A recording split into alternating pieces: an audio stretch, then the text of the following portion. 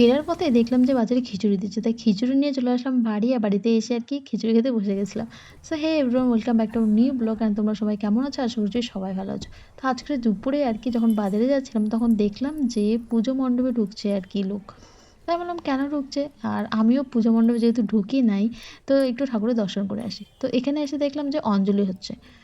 তো তখন বুঝলাম আর কি আজ তো মহাষ্টমী। তারপর ১০৮টা প্রদীপটা ধরিয়েছে। এখানে কিছু নিয়ম আছে সেটা হয়তো সন্ধ্যা আরতি যেটাকে বলা হয় সেটার। তো এই হচ্ছে আমাদের মা জগদ্ধাত্রী। আর এটা হচ্ছে আমাদের জগদ্ধাত্রীর মায়ের পূজা প্যান্ডেল আর কি। এবারকার এই বছরে ২০২৫-এ। তো দেখো তোমরা প্যান্ডেলটা খুব সুন্দর হয়েছে। তারপর সেখান থেকে আমি চলে গেলাম আমার কাজে আর কি। যেই কাজে আমি জন্য গেছিলাম আর কি শিব মন্দির। তারপর সেখান থেকে বাড়ি ফেরার পথে বাজারে দেখলাম খিচুড়ি দিচ্ছে। আর যেহেতু হচ্ছে বৃষ্টি তারপর আমি খিচুড়ি-টিচুড়ি নিয়ে চলে আসলাম বাড়ি। আর বাড়িতে এসে হাত মুখ ধুয়ে সঙ্গে, সঙ্গে খিচুড়ি খেতে বসে গেছি। আর মা বলছে, "খেতে, খেতে কে ভিডিও বানায়?"